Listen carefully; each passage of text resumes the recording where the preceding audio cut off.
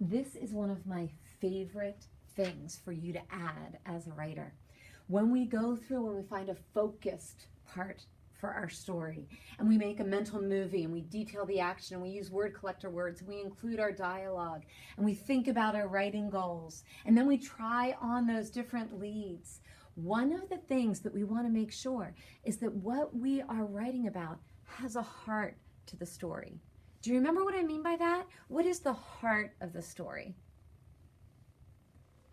It's that moment where you're like, oh, what's going to happen? Or, oh.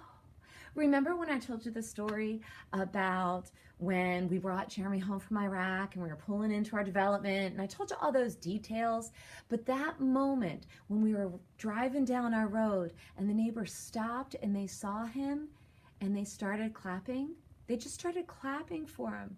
Do you remember what you guys did when I told that part of the story? You went, and your little faces kind of smiled. That's the moment when I tell that story. That almost makes me cry when I tell that story. That's the part that gets me every time. That's the heart of the story. Every story that you are telling me, every seed should have that moment of, and maybe it's not a moment that's going to make you cry. Maybe it's that moment in the soccer game when you kick the ball and you're not sure if it's going to go in. Or maybe you're the goalie and you're diving and you're stretched out and you're not sure you're going to stop that goal. Okay?